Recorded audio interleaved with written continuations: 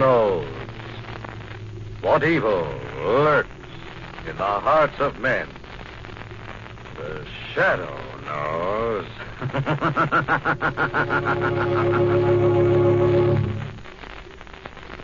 Once again, the thrilling adventures of the Shadow, the hard and relentless fight of one man against the forces of evil.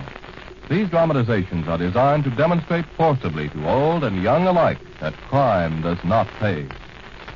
Now here's important news for all college men interested in flying. How would you like expert training at the Navy's famous Pensacola, Florida Flight Training School, the Annapolis of the air? Well, for the first time since the war, the Naval Aviation Cadet Training Program is open again. Once more, those Navy wings of gold, the ensign's commissions, and the high pay are being offered to qualified young men. Naval Academy selections are being made now, so if you're single, between 18 and 25, and with at least 2 years of college, you're eligible to apply. For full information on how to get into this thrilling program, visit your nearest Navy recruiting office. And now to the Shadow.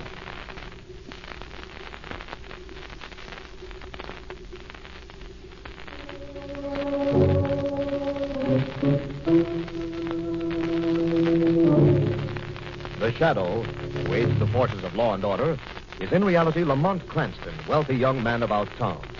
Years ago in the Orient, Cranston learned a strange and mysterious secret, the hypnotic power to cloud men's minds so they cannot see him. Cranston's friend and companion, the lovely Margo Lane, is the only person who knows to whom the voice of the invisible Shadow belongs. Today's drama, Dead Man's Ride.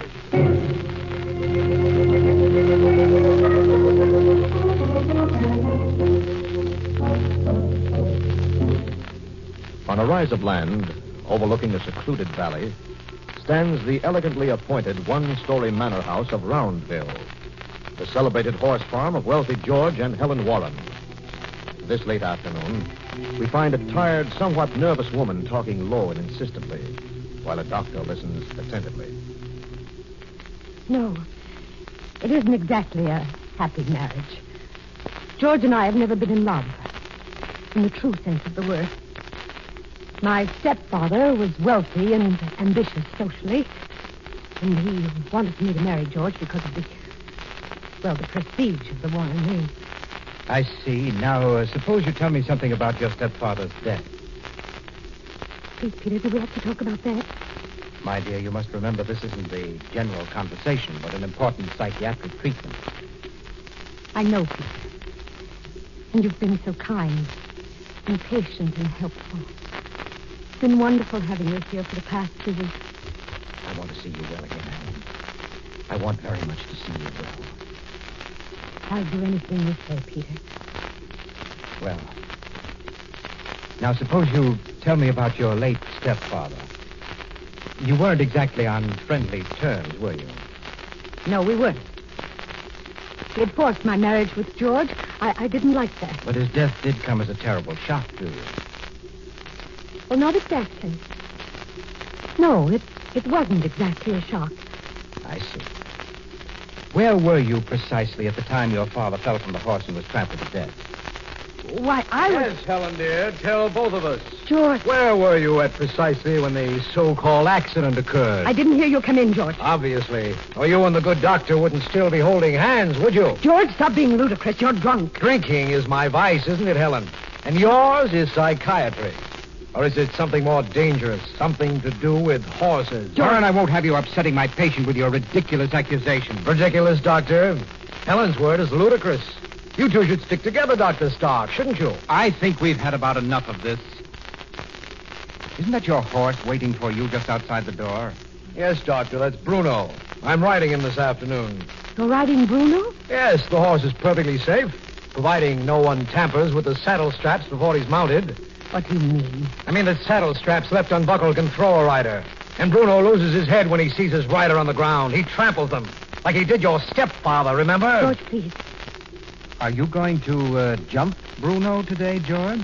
Jump that wild stallion? Why, he's tough enough to hold on the flat. But it wasn't so long ago that you were boasting about what a fine jumper you were going to make of him, George. Yes, he seems to have changed. He's become, shall we say, more cautious, if that's the word for it. You think I'm afraid to jump that horse? I'm not afraid of any horse in the world. I'll jump him, and I'll come back and laugh in your face. Here. I thought this was a sick room. What's all the excitement? Hello, Father. You're just in time, Mr. Warren. George is going to jump that crazy Bruno horse for the first time. Jump Bruno? No, George, I won't let you.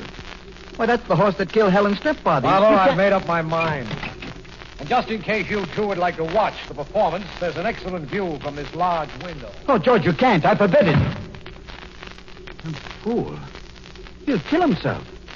I don't think so, Mr. Warren. He's a fine horseman. There he goes. I must say he seems to be handling him well. Yes, Say, he's heading for the wall. Hmm? He's going to jump the wall. No, he can't. Not an untrained horse. George! No! No! There he goes. He's thrown. No!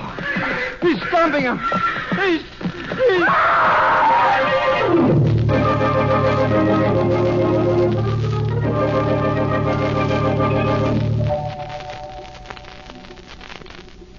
George is dead, isn't he, Peter? I'm afraid so, Helen. Mr. Warren rushed him into town to a doctor he knows, and he just phoned to say that George had passed away there without regaining consciousness. Oh. I should have gone with him. I just didn't feel up to it. Of course you didn't. You can't go anywhere until you're strong. Peter, do you think I'll ever be strong again? I'm sure you will, my dear. All you need is rest and quiet. Terrible to say this, I know. But it will be more peaceful here now that George is gone, won't it, Peter? Yes, I think it will. It will be a lot more peaceful here from now on. Dr. Starr, Oh, Miss Hodges. the sedative is ready, Doctor. Yes, thank you, Nurse. Helen, my dear, Miss Hodges is going to give you something to quiet your nerves so that you'll feel better in the morning. Thank you. Here you are. Drink it all down, Mrs. Warren. That's fine. Now, lie back. Close your eyes. That's it. Come on, Nurse. Leave her alone for a while. Yes, Doctor. Mr. Warren has coffee waiting in the living room. Good. I could stand some coffee.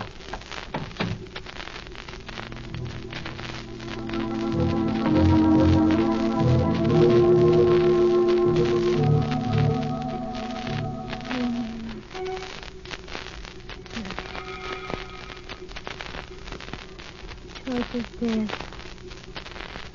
Bruno killed him. Bruno killed my father, too. The horse killed both of them. What? Horse? What? Footsteps. They sound like... No, it can't be. Who's there? Hello, Helen. No, go away. I've come back. Don't be afraid. You know me, Helen. You sent me to my death. No. First it was your father, Helen. Then it was me, but I've come back to you, see? I've come back. No, go away. Go away.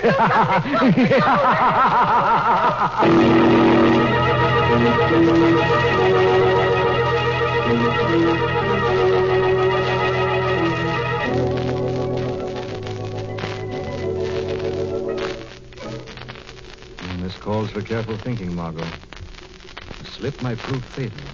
Lamont, why not just throw in your hand and admit that I'm a better Jim Rummy player than you are? Huh. Cranston never gives up. Besides, I'm going to win this game. There. Now, let's see what you can do with the 10 of spades. Jim. Gin. Jim.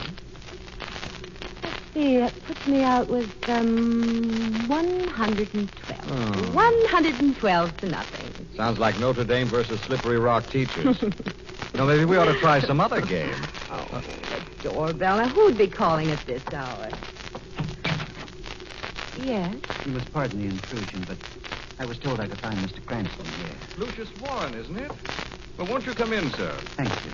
This is Margo Lane, Mr. Warren. How do you do, Mr. How do you Warren? Mr. Warren and I met at the horse show last winter, Margo. His son, George, wasn't it? Went home with most of the top prizes. Say, how is George? He's dead, Mr. Cranston. Oh, I'm sorry. He was thrown from a horse and trampled. Terrible shock. Yes, Mr. Cranston. Terrible shock. But a man of my age learns to. But it's his wife, Helen, I'm worried about. Worried? You see, her father died in precisely the same manner a short time ago. I see. Helen never quite got over it. She insists that George's ghost has appeared. Cranston, I need your help. My help, Mr. Warren. Wouldn't a psychiatrist... We have a psychiatrist attending her, Dr. Stark. It's at his suggestion that I'm here now. I'm afraid I don't understand. This, ghost, Mr. Cranston. Helen swears she's seen it, heard it. Dr. Stark says if the situation continues, Helen will... How dreadful. No one else at Roundville has seen or heard anything? No one. Because it's non-existent. Practically all ghosts have the same distinction. But I still don't see... Mr. Cranston, if you should tell Helen that the ghost isn't there... It might convince her, is that it? Yes, I see what he means. Then you'll come? Under the circumstances, I find it almost impossible to refuse.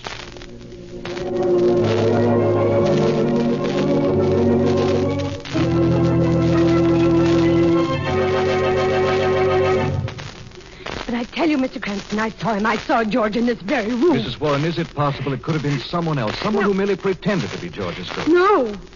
It was George. I'm certain. I'd know his voice anywhere. He was sneering at me, accusing me. Mr. Cranston, I'm afraid I must ask you to go now. Mrs. Warren is under a terrible strain. I realize that, Dr. Stark. I've just one more question. Mrs. Warren, you say the ghost was accusing you. Yes, he was. Accusing you of what? Mr. Cranston, I'm afraid I can't allow my patient to answer that question at this particular time. Doctor, if I'm to be of any assistance, I must know the facts.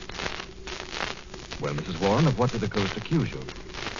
He was in a vapor, in a misty cloud. He sneered at me. He accused me. Of what? Of what? I don't know. I don't know what he accused me of. I don't know. I think you'd better leave now, Mr. Cranston. We can talk later in the library. Very well, Doctor. And we do have several things to talk about, wouldn't you say?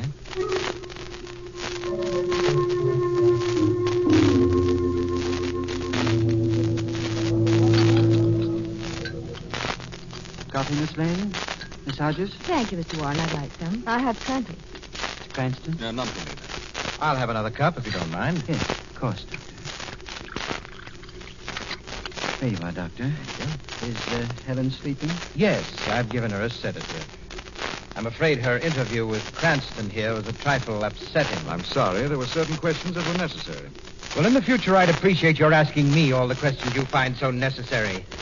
I don't think that any of you realize just how close Helen is to a complete, incurable breakdown. But she seems so much better the last few days, Doctor. When I require your medical opinions, nurse, I'll let you know.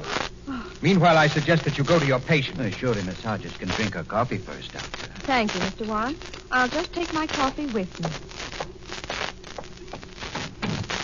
Really, Stark, aren't you a little severe with Miss Hodges?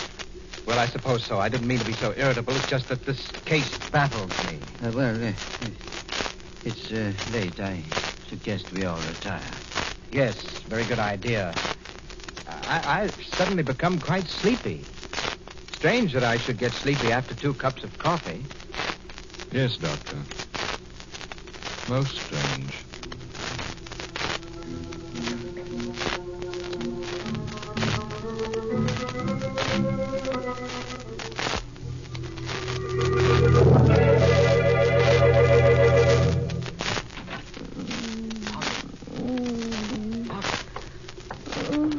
Margo, wake up. Wake up. What is it? Come quickly. I don't understand. Oh, Lamont, I'm so sleepy. You've been drugged, Margo. Quickly, he's coming. The ghost? Yes, hurry. Down the hall here. Hurry, Margo. Mrs. Warren's room. The door is open. Lamont, look. The ghost! The cloud of mist. Steady, Margo. He's gone. He's gone. Quickly inside. Lamont, there on the floor. She's dead. Oh. Judging from those staring eyes, she's been frightened to death.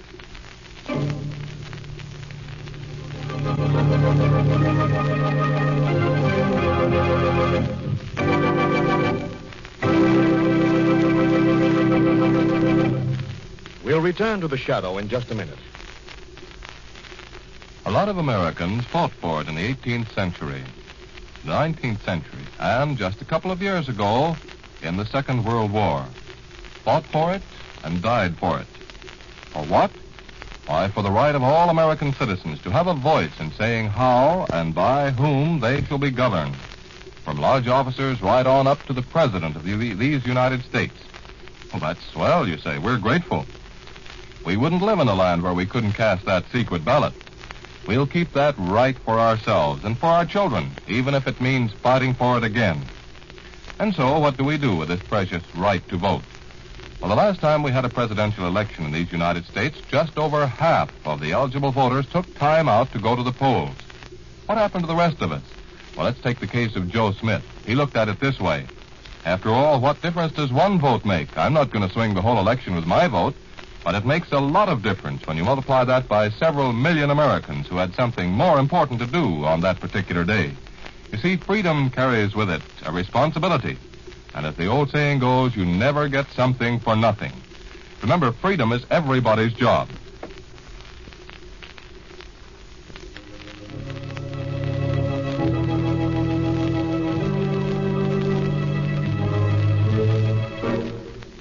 Margo and Lamont have come to the Warren country home to investigate a strange, ghost-like apparition of a man on horseback, which has just taken another life in the Warren household.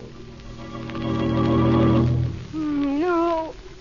No, go away, go away. No. It's all right, Helen. It's all over. Yes. It's all over, Doctor. Except for discovering who murdered Nurse Hodges. Murdered, Mr. Cranston? But she... She was frightened to death, Mr. Warren.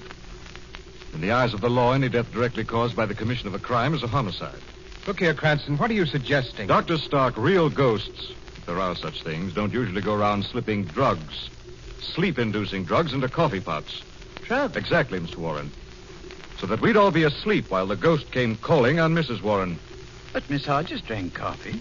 Yet she was awake when the ghost appeared. The nurse's coffee is still here, untouched. There's her cup right next to Dr. Stark's little box of sedatives. Wait a minute, Cranston. Are you implying that I put a drug in the coffee? I'm implying nothing, Doctor.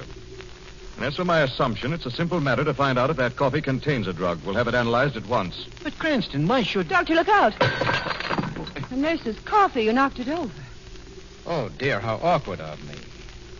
Yes, Doctor. Awkward is just the word I would use. Come, Margo, walk me down to the mailbox, will you? The mailbox. Yes, I wrote a letter while I sat up waiting for our ghost last night. I'd like to mail it. While we're at it, we can drop over to the stables.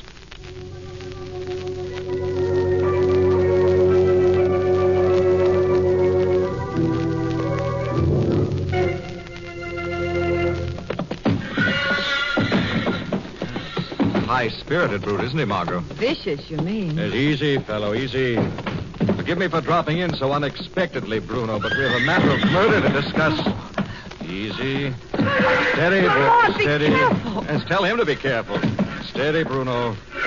Steady, steady. Ah, steady, that's the boy. Easy. Just going to look at your shoe. Like this. Yeah, won't hurt a bit. I hope. Wow. Did you find some? Yes, come here, look at this. No, thanks. What is it? Steady, boy. There's mud on his shoe. Red clay, and it's fresh. Fresh clay. Yes. I saw a reddish-brown field from my bedroom window. You did? Yes. Lamont, there's an old abandoned house close to it. I saw that from my window, too. Fine. Now we can eliminate the middleman for the time being, perhaps go directly to the source. What do you mean? I mean, Margo, we're close on the heels of a ghost. Come on. Let's have a look at that house you saw from your window.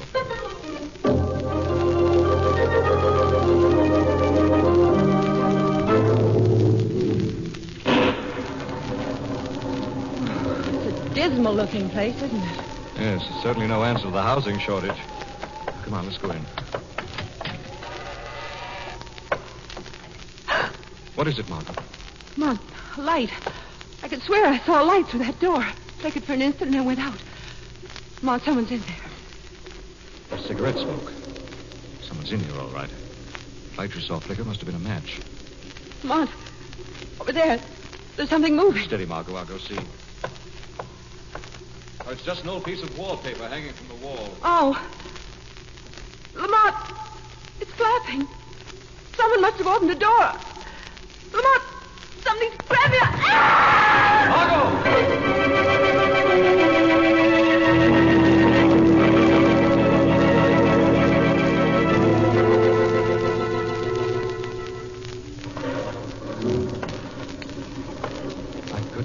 Swear I heard something in here.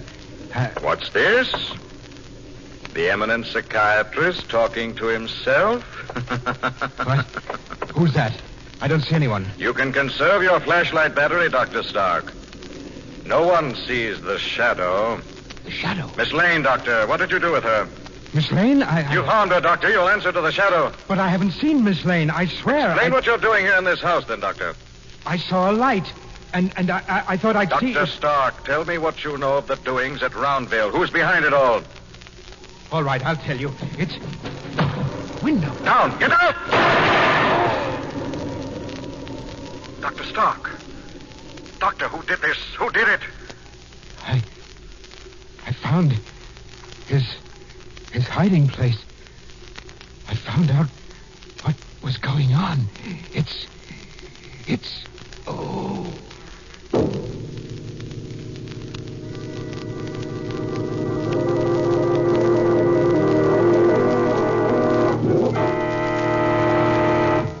A letter, Miss Lane.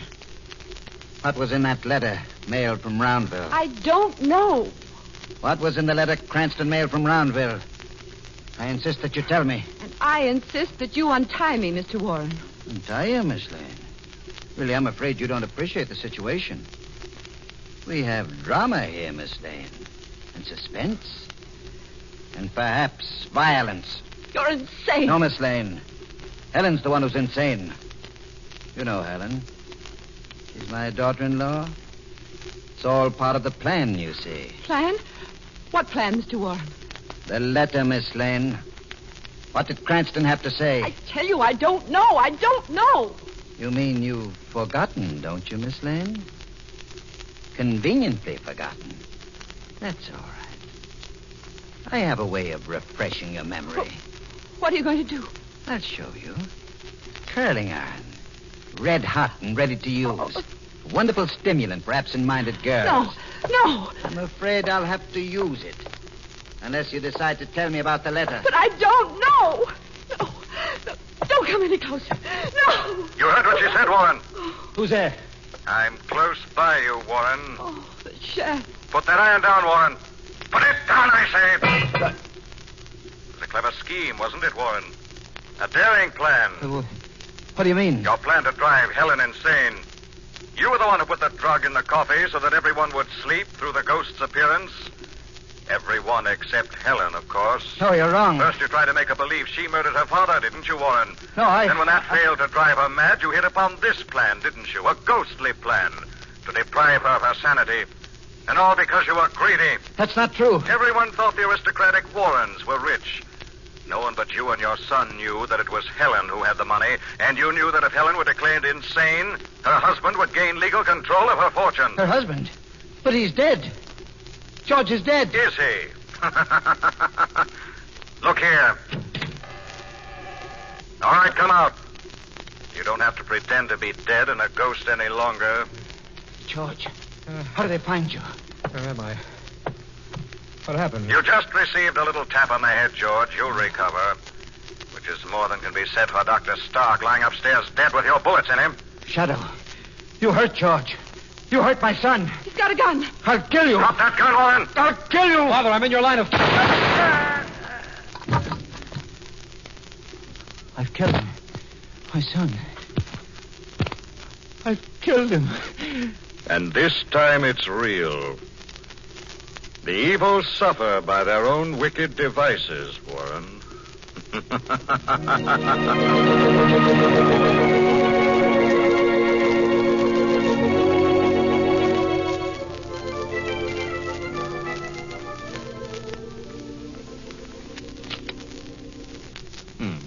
Here you are, Margo. Here's a card I'm sure you can't have any possible use for. Gin. Gin? Gin. Lamont, there's one thing that still bothers me. Oh, it's your deal. Well, what bothers you? The vapor. A misty cloud around the ghost. Oh, I was onto that from the beginning, Margo. Dry ice. Dry ice? Mm-hmm. When dry ice is immersed in water, it vaporizes. Carbon dioxide vapor. Oh. Well, how do you account for the fact that neither Dr. Stark nor Helen saw the supposed body of George nor went to the supposed doctor's office? Well, Helen was ill with shock. Dr. Stark was at her bedside. Oh, this is what I call a good hand. Thank you. My pleasure. Isn't it nice to see Helen Warren up and around and well again? Yeah, it certainly is nice. It's had a terrible experience. Lamont, why did Mr. Warren come to see you in the first place? Oh, he was afraid Dr. Stark wouldn't accept the apparition. He had to have an outside authority to be a witness to his son's ghost. There's just one more thing. What one more thing? That letter you mailed. The one Warren almost killed me for. What was in it? Oh, that. Well, I'd been forgetting to mail it for days. I merely mentioned it as a means of stirring up someone's suspicious nature. I actually did send away for something. Ah, here. Giving you the 6 of hearts. Gin. Gin? Gin. What did you send away for, Lamont? A book. A book? What book? It's called How to Win at Gin Rummy.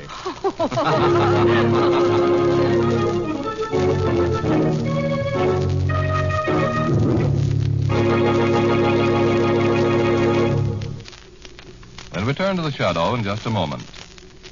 In its highest meaning, American citizenship implies respect for the dignity of man the individual.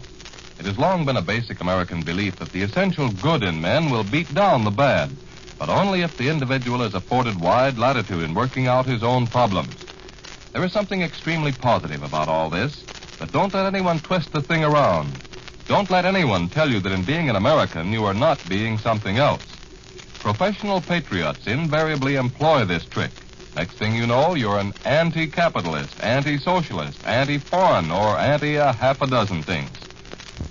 Free, intelligent individuals have no difficulty arriving at sane, satisfactory conclusions, whether Frenchmen or Chinese, Christians or Jews, employers or workers, white or black. Free men are strong men, and a nation of free men is a strong nation.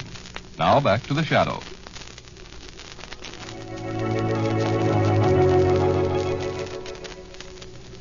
This story is copyrighted by Street and Smith Publications, Incorporated. All names and places are fictitious. Any similarity to persons living or dead is purely coincidental. Listen again next week, same time, same station, when the shadow will again demonstrate that the weed of crime bears bitter fruit.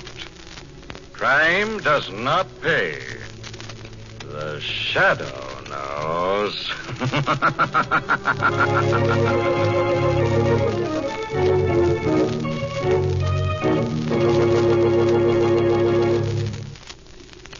Next week, same time, same station, another strange and thrilling adventure in the Shadow's daring battle against the forces of evil.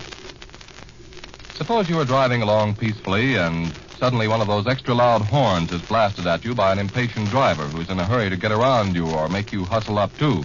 Does it get your goat? Well, that's understandable, but let them blow their horns. Let them pass you. Let them have the right-of-way if need be. Let them live, and keep living yourself.